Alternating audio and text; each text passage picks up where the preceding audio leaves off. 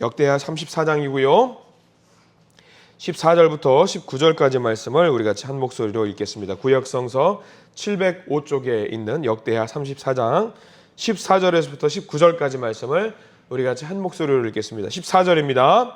무리가 여호와의 전에 헌금한 돈을 꺼낼 때에 제사장 힐기야가 모세가 전한 여호와의 율법책을 발견하고 힐기야가 서기관 사반에게 말하여 이르되 내가 여호와의 전에서 율법책을 발견하였노라 하고 힐기야가 그 책을 사반에게 주매 사반이 책을 가지고 왕에게 나아가서 복명하여 이르되 왕께서 종들에게 명령하신 것을 종들이 다 준행하였나이다.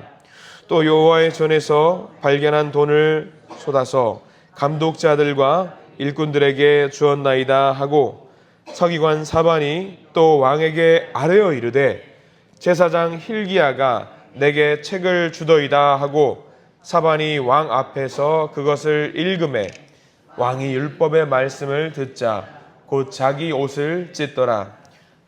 네, 우리가 말씀을 좀 보게 됩니다만 34장에서는 이제 우리가 요시야 왕을 보게 됩니다.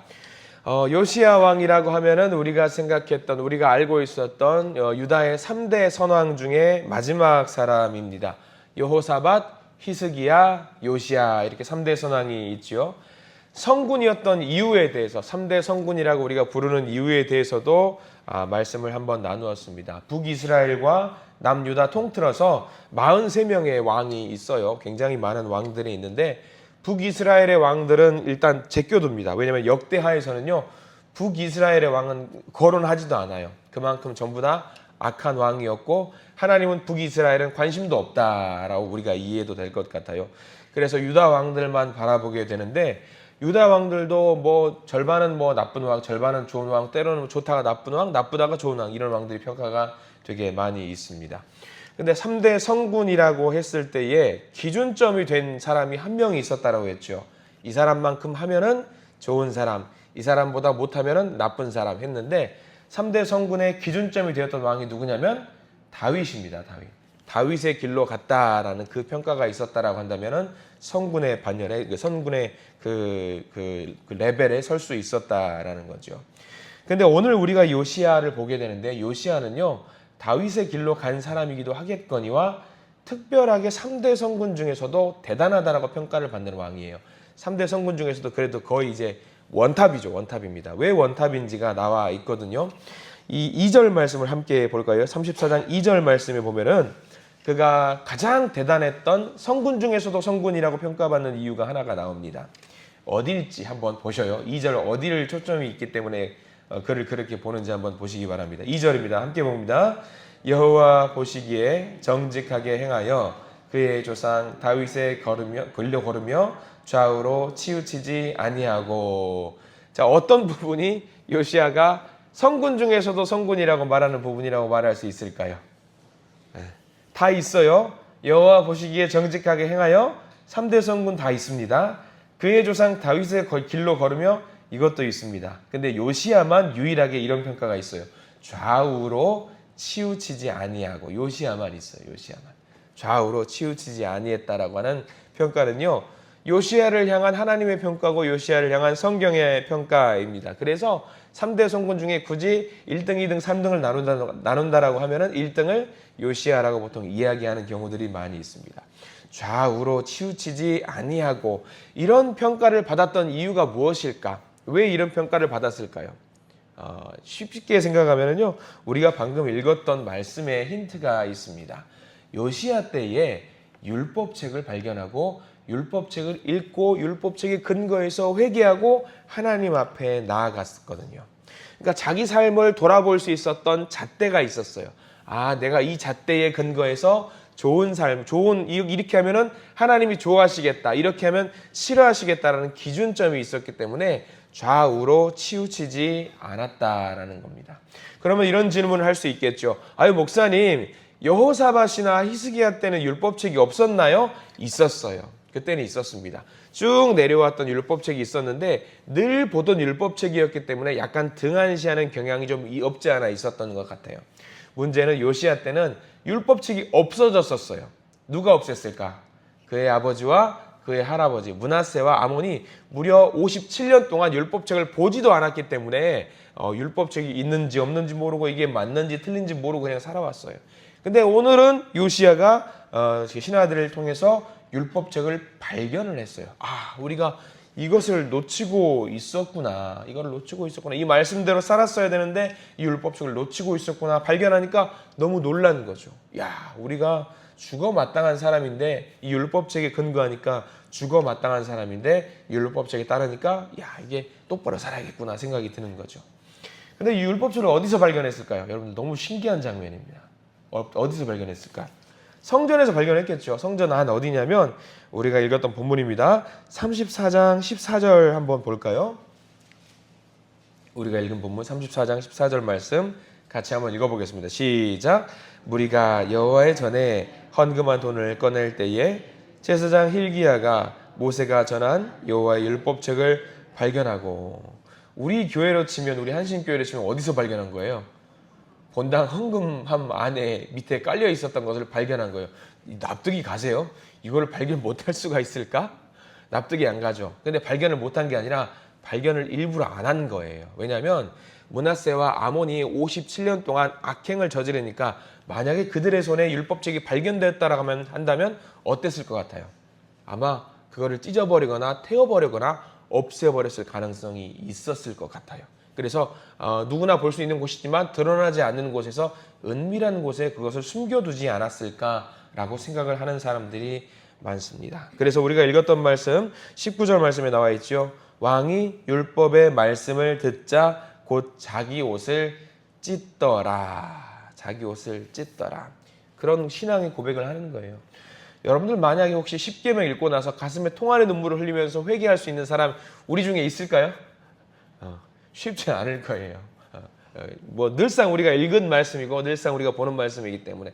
근데 요시야는요, 이 말씀을 57년 만에 보고 나서 눈물을 흘리면서 회개하지 않을 수가 없는 거예요. 이렇게 살아왔던 게 이스라엘 유다 왕국이 이렇게 살아왔다는 것이 너무 죄스럽기도 하고, 율법책을 보니까 이미 우리나라는 망해도 부족하지 않았던 민족인데 하나님이 지켜주셔서 지금까지 살아왔다라는 것을 알게 되는 거죠. 알게 되는 거죠. 근데 이 요시야 왕은 참으로 대단한 왕이었던 이유가 뭐냐면요, 우리가 어떤 사람들은 그렇게 생각합니다. 아유, 목사님, 요시야 왕은 율법책을 보고 회개해서 하나님 앞으로 나아갔기 때문에 성군의 평가를 받는 거 아닙니까? 근데 그게 아니에요. 우리가 요시야가 율법책을 발견한 게 몇 절부터 나와 있냐면 8절 말씀부터 요시야가 율법책을 발견했다라고 어떤 성경 말씀에는 기록이 되어 있는데, 요시야가 유다 왕국을 믿음의 왕국으로 개혁을 하게 되는 것은 언제부터 시작을 했냐면요, 율법책을 이미 발견하기 이전부터 나는 하나님의 자녀입니다. 하나님이 시키신 왕입니다라고 고백하면서 나아가거든요. 1절부터 7절 보면은 여러분들 표제어 보시면 아시겠지만 제목에 34장 1절 제목에 유다 왕 요시야의 개혁이라고 나와 있어요. 이게 뭘 말하냐면 율법책을 발견하기 이전부터 이미 나는 하나님의 뜻대로 살겠습니다라고 고백하는 사람 바로 요시야였다라는 사실입니다. 그가 했던 개혁을 잘 봐야 돼요. 우리가 봤던 말씀 좀 앞으로 넘어가서 34장 4절 말씀을 함께 볼까요? 요시야가 어떤 개혁을 했는지도 보셔야 됩니다. 4절 말씀 같이 한번 읽어보겠습니다. 시작. 무리가 왕 앞에서 바알의 제단들을 헐었으며 왕이 또 그 제단 위에 높이 달린 태양상들을 찍고 또 아세라 목상들과 아로새긴 우상들을 부어 만든 우상들을 가루를 만들어 제사하던 자들의 무덤에 뿌리고. 재밌는 것은요, 왕이니까 이 일들을 신하에게 시켜도 됩니다. 백부장이라든가 제사장들에게 시켜서 이 일을 감당할 수 있게 만들어도 되는데, 요시야 왕은 특징이 뭐냐면 자기가 직접 돌아다니면서 자기가 직접 몸을 움직이면서 우상을 숭배하거나 나쁜 일을 하는 사람들을 색출하거나 그 범한 죄를 끄집어내서 회개하게 만드는 일들을 직접 했습니다. 우상들을 직접 가지고 와서 야, 저거 가지고 와봐, 저거 가지고 와봐, 저기 우상이 있네, 가지고 와, 가루를 만들어 다 태워버려, 뿌려버려. 이런 일들을 직접 하고는 했던 것이죠.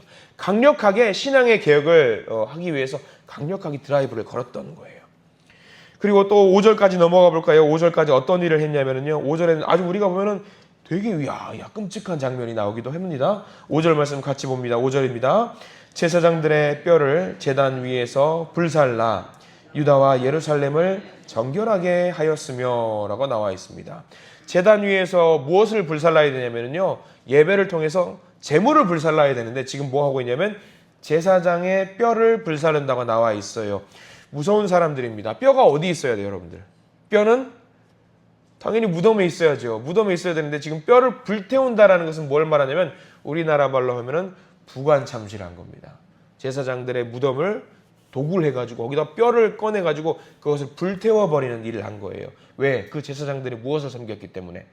우상을 섬겼기 때문에 이 사람들은 무덤에 가만히 두면 안 된다. 부관참시를 해서라도 얘네들을 태워서 하나님께 올려야 된다라는 생각으로 악행을 했던 사람들을 모조리 끄집어내가지고 그 행동들을 다 끄집어내서 하나님께 정결하게 만드는 예식을 합니다. 굉장히 화가 많이 나 있는 상태예요. 우리가 하나님을 제대로 섬기지 못했기 때문에 이런 문제가 생긴 것이 아니냐 하면서 부관참시까지 할 정도로 굉장히 큰 개혁을 했던 사람이 요시야입니다. 이런 모습을 보면 사람들은 그렇게 말할 수 있습니다. 아이고 이렇게까지 할 일이 있습니까? 이렇게까지 잔인하게 이렇게까지 해야 될 일이 있습니까? 라고 하는데 성경의 평가는 명확합니다. 하나님의 평가는 뭐라고 말을 하냐면 그가 다윗의 길을 갖고 좌우로 치우치지 않았다라고 요시야를 평가하고 있습니다. 잘했다는 거죠. 훌륭한 일을 했다라는 겁니다. 우리도 신앙의 개혁을 할 때는요, 때로는 결단을 요구합니다. 때로는 신앙의 결단은요, 선명하게 할 필요가 있습니다. 애매하게 해서, 이거는 그냥 괜찮겠지, 넘어가도 되겠지. 이게 아니라 선명하게 이것은 딱 봐도 하나님이 싫어하는 일이라고 하면은 딱 잘라서 안 하는 것이 굉장히 중요하다는 거예요. 요시야가 그 일을 했습니다.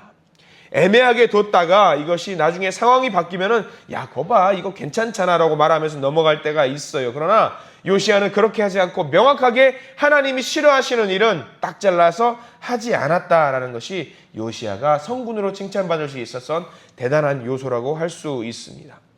그러면 이 요시야가 이렇게 율법책도 없었을 때에 1절부터 이렇게 강하게 신앙적인 개혁을 할 수 있었던 이유가 무엇일까요? 신앙의 동역자가 있었기 때문입니다. 우리가 새벽 예배 이렇게 나와서 예배 드릴 때 옆에 있는 분들을 향해서 우리가 늘 축복을 하기도 하잖아요. 가만 생각하니까 오늘 안 했네요. 그죠? 안 했네요. 그죠? 안 했어요. 옆에 있는 분들 축복을 많이 하셔야 되는 이유가 뭐냐면 이 요시야가 개혁을 할 때 율법책도 없이 이렇게 신앙의 개혁을 할 수 있었던 이유가 몇 가지가 있긴 해요. 몇 가지가 있긴 한데 신앙의 조언을 해주었던 사람이 있어요. 이 요시야 때 활동했던 선지자 아주 강력했던 선지자가 2명이 있어요. 첫 번째는 예레미야가 이때 활동했어요. 눈물의 선지자, 눈물을 흘리면서 앞으로 유다 왕국이 멸망할 것을 봤던 예레미야 선지자가 요시야를 두고 옆에서 열심히 신앙의 조력을 많이 했습니다. 그리고 한 명이 더 있어요. 스바냐 선지자가 가장 강력하게 했어요. 스바냐라고 하면 그 노래 너무나도 잘 아시잖아요. 너의 하나님 여호와가 너의 곁에 계시니 너의 가운데 계시니 그는 구원을 베풀 자 여호와시니라 라고 이야기했던 스바냐. 이 2 선지자가 이 요시야가 개혁을 할 수 있도록 굉장히 많은 도움을 주었습니다. 그래도 이렇게 말하는 사람이 있습니다. 목사님 그래도 여러분들 아시겠지만 요시야 아들 때에 유다 왕국이 멸망해요. 그러면 이렇게 생각합니다.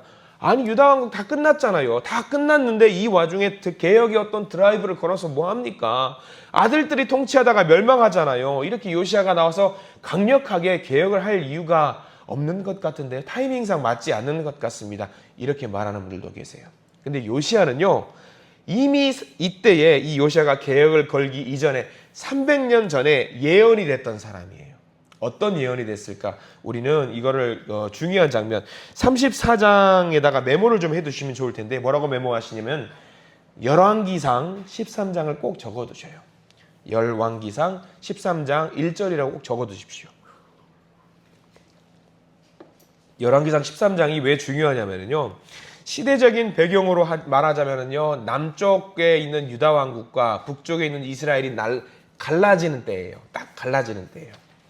그때 뭐 하냐면 여로보암 북왕국의 첫 번째 왕이었던 여로보암이 등장을 하면서 무슨 일이 발생을 하냐면 북쪽에 있는 이스라엘 사람들이 예루살렘으로 자꾸 예배를 드리러 가니까 여로보암이 뭘 만드냐면 단이라는 지역과 베델이라는 지역에 우상을 숭배할 수 있는 자기 나름대로 어떤 성전을 짓습니다. 그리고 여로보암이 말을 하는데 뭐라고 말하냐면, 야, 너희들 예루살렘으로 갈 필요 없어. 여기다가 내가 예배당 만들었으니까 예루살렘 가서 예배 드리지 말고 여기서 예배 드려 하면서 북왕국이 우상을 섬기는 나라로 만들어 버린단 말이죠. 근데 우리가 방금 메모했던 그 열왕기상 13장에 보면은 누가 등장하냐면 어떤 베델에 그냥 이름도 없는 늙은 선지자가 등장을 해요. 선지자가 등장을 하면서 여로보암이 우상을 숭배하면서 분향을 하는 장면이 묘사가 되는데, 그 늙은 선지자가 등장을 해서 그 여로보암 선지자한테 당신 지금 뭐 하는 겁니까? 하나님께 예배를 드려야지 우상을 섬기는 이 이상한 곳을 만들어가지고 백성들로 하여금 우상을 섬기게 만드니까 당신은 벌 받을 겁니다 라고 선언하는 장면이 나와요. 그때에 뭐라고 선포를 하냐면 이런 말씀이 있어요. 나중에 꼭 보셔요. 열왕기상 13장 2절 말씀 한 절만 제가 읽어드릴게요. 예언하는 말씀입니다. 하나님의 사람이 제단을 향하여 여호와의 말씀으로 외쳐 이르되, 선지자 이름도 안 나와요. 그냥 늙은 선지자라고 나와요. 제단아 여호와께서 이와 같이 말씀하시기를, 다윗의 집에 요시야라 이름을 하는 아들을 낳으리니 그가 내 위에 분향하는 산당 제사장을 내 위에서 제물로 바칠 것이요 또 사람의 뼈를 내 위에서 사르리라 하셨느니라 라고 예언을 합니다. 이때 이미 요시야라는 사람의 이름을 예언을 하고요, 요시야가 무엇을 할 것인지 이미 그때 예언을 해버려요. 제단에서 제사장들의 뼈를 불사를 것이다 라는 것을 이미 300년 전에 예언을 해요. 굉장히 무서운 예언을 하는 거죠. 여로보암 왕이 말도 안 되는 이 모습을 보면서 콧방귀도 안 뀌었겠죠. 그리고 늙은 제사장을 잡으라고 손을 빡 저자를 잡아라 했는데 그때 무슨 일이 발생하냐면 여로보암의 손이 굳어져 버려서 팔이 안 굽혀져요. 그런 일이 발생했던 것이 열왕기상 13장인데 곧 오늘 34장 말씀을 읽으면서 열왕기상 13장 말씀을 꼭 같이 묵상을 하셔야 됩니다. 그 예언이 있었기 때문에 우리가 보는 34장 말씀의 이 장면들이 이제 실현이 되는 거죠. 자, 이게 그 예언이 중요한 것이 아니고요. 또 이 말씀이 중요한 게 아니고요. 뭘 말하는 것이냐. 이렇게 열왕기상에 있었던 300년 전의 역사와 역대하에 있던 34장의 끝 역사가 딱 맞물려 가지고 이어지는 이유가 있어요. 이게 뭘 말하는 거냐. 우리가 중요하게 생각하는 것은 이겁니다. 하나님의 말씀이에요. 하나님의 말씀은요, 토시 하나도 땅에 떨어지지 않고 모든 것이 반드시 이루어진다라는 것이 성경이 증언하고 있는 겁니다. 이 말씀이 굉장히 중요한 이유가 여기 있는 거예요. 말씀 굉장히 중요해요. 목사님, 이거 300년 전에 먼 나라의 이야기, 이스라엘이라는 나라의 이야기잖아요. 우연히 300년이 이게 뭔가 맞아가지고 잘 이루어졌겠죠? 아닙니다. 절대로 아닙니다. 이게 좀 오늘 어려운 이야기가 좀 들어가는데, 역대하 말씀이 누구를 대상으로 적힌 말씀이냐고 말씀을 드렸냐면 포로기 생활을 갔다가 돌아온 이스라엘 백성들을 향해서 주시는 말씀이라고 제가 전에도 몇 번 말씀을 드렸어요. 그러면은 포로기 생활을 마치고 절망과 좌절 가운데 빠져있는 백성들에게 힘을 내라. 하나님의 말씀은 절대로 쓰러지지 않고 전부 다 이루어진다라는 것을 알려주는 내용이거든요. 이 말씀은 반드시 이루어진다. 말씀을 의지해서 나아가야 된다. 요시야 봐라. 하나님의 말씀을 의지해서 율법책에 의지해서 나갔더니 좌로 우로 치우치지 않고 나갔더니 성군이라는 평가를 받을 수 있을 만큼 대단한 왕을 만들어주지 않았느냐. 말씀을 의지해야 된다. 자, 이 말씀을 의지해야 된다라는 말이 이스라엘 백성들에게만 해당되는 말일까? 아니라는 거예요. 이 말씀을 지금 우리에게 주시는 이유가 뭐예요? 우리에게 주시는 이 말씀도 토시 하나 쓰러지지 않고 넘어지지 않고 하나하나 우리에게 실현시켜 주시는 그 말씀으로 우리가 받아 먹어야 된다는 것을 이야기하고 있는 겁니다. 말씀이 지금 우리와도 함께 하신다는 것을 우리는 반드시 명심하셔야 됩니다. 이 말씀은요, 하나님의 뜻대로 반드시 우리에게도 이루어질 줄 믿습니다. 우리가 이 새벽에 한 장씩 보면서 때로는 이렇게 좀 어려운 내용으로 이야기가 될 때가 있습니다. 근데요, 제가 이렇게 말씀을 나누는 것도요, 그냥 한 장씩 성경 공부하자고 하는 것이 아닙니다. 지금 우리는 하나님이 주신 말씀을 받고 있는 거예요. 내게 주시는 말씀으로 받고 있는 거예요. 내게 주시는 말씀은 살아 역사하시는 말씀으로 토시 하나 쓰러지지 않고 성도님들 한 분 한 분 한 분에게 반드시 이루어지는 것이거든요. 그렇다고 한다면 이 한 장의 말씀은요, 너무나도 소중해요. 요시야에게만 주시는 말씀도 아니고요, 유다 왕국 백성에게만 주시는 말씀도 아니고요, 지금 저와 여러분들 한 사람에게 다 주시는 그 말씀이에요. 살아 움직이는 말씀으로 우리를 지키고 우리를 살리는 말씀으로 우리에게 주시는 거예요. 적어도 우리가 이 말씀을 보고 무엇을 깨달아야 돼요? 아, 내가 말씀을 보면서 좌로 우로 치우치지 않고 이 말씀을 받아 먹어야 되겠구나. 옛날부터 그 이루어졌던 선포되었던 말씀들은 토시 하나 넘어지지 않고 반드시 이루어지더라라는 것을 우리가 반드시 알아야 된다라는 거죠. 저는 우리 성도님들이 이 말씀을 보면서 34장 말씀을 보면서 아, 내가 이 말씀을 묵상하면서 그래 이 말씀을 묵상하면서 절대로 하나님 말씀을 받아 먹으면서 좌로 우로 흔들리지 않게 선명하게 이 말씀을 받아야 되는구나라는 것을 깨달아서 이 말씀을 우리가 먹고 마실 수 있었으면 참 좋겠다는 생각을 해봅니다. 살면서 우리가 세상의 유혹에 굉장히 흔들릴 수 있는 요소들이 너무나도 많습니다. 그러나 흔들릴 때 오늘 말씀이 나의 중심을 딱 붙잡고 있다라고만 한다면요, 세상에서 우리가 하나님 앞에 죄를 범할 이유가 없어요.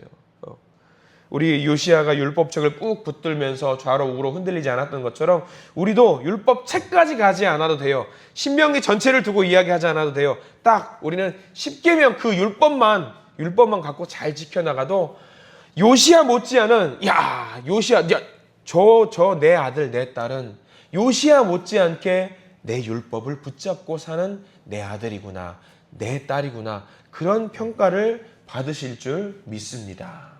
이 말씀의 근거에서 살아가시는 우리 모든 믿음의 성도님들이 되시기를 간절히 축원합니다.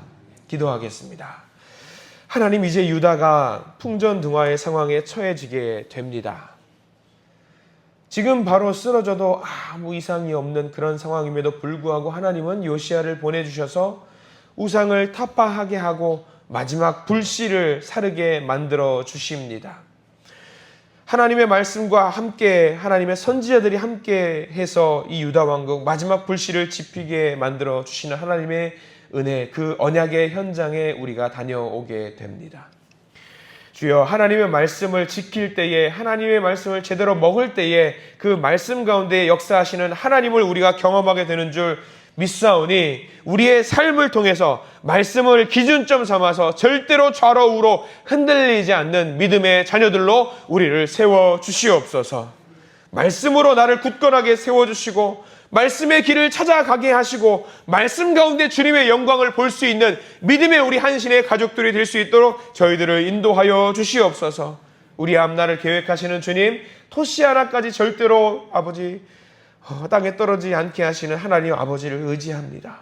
그래서 우리를 지키시는 하나님을 의지하며 나아갈 때에 하나님께서 역사하시는 그 놀라우신 그 복을 우리가 누리게 해주시고, 우리만 그 복을 누리는 것이 아니라 이 말씀이 나에게만 적용되는 것이 아니라 내 가족과 형제와 자매들에게까지 이 말씀이 적용되는 놀라운 역사가 있게 해 주시옵소서.